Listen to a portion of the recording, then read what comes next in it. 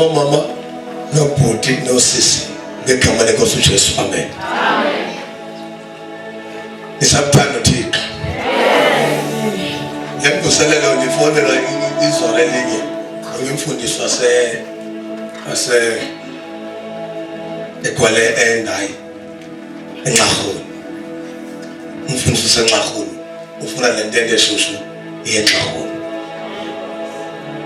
Abakhona depo ebawaya bakunge phakathi efuna ndinqaho. Hallelujah. Kune pull factors zapha ezinsalayo phinde kubekho ipush zalapha ezingxothayo.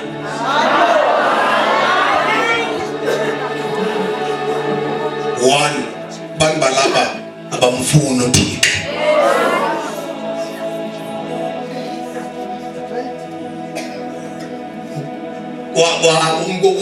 Ukaba uThixo yala nifundike kodwa uThixo abantu abakhona bamkhatha uThixo bamkhathe njengamadoda.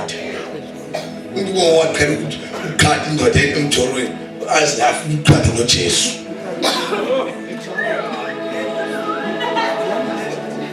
Nayivale nithetha kunimosi ayina Satan. Alandlela aqhela ukukhatha ngayo ufuna ukukhatha nabantu uThixo. Into ebuhlungu ngoba ke iboyfriend yakho yona iyambhada. uThixo akambhada ngoba into ebhadwayo into eyenzwe yahlala ixesha yabona. uThixo ukubonile usacinga ukuyenza wakubona.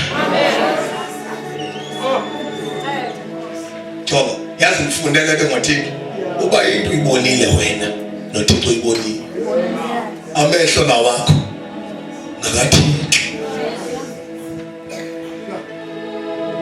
Uthi David noma ngathi ngiyahamba ngiyethunzini lokufa. Uthi kwenye indawo noma ngathi ngiyazimela Jehova ngigela phansi kwamahono khona. Noma ngiyahlandeka abafileyo Jehova ukhona. Yonke indawo endihamba kuyo uThixo ukhona. Ayikho indawo kamzimela kuyo uNkulunkulu. You are wasting your time.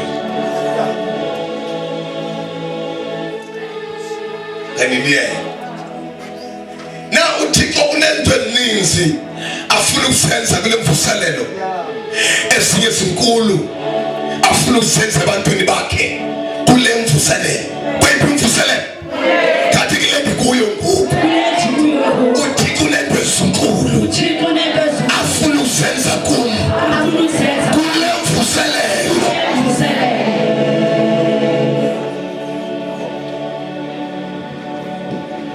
Solo pamwa uqwashumayela ndathi uPeter wayeshumayela Moyingcwele wahlela bonke ababelithini ilizwi.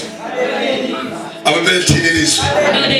Yeah, because uMoyingcwele akehli phezu kwabantu abangevangazwa.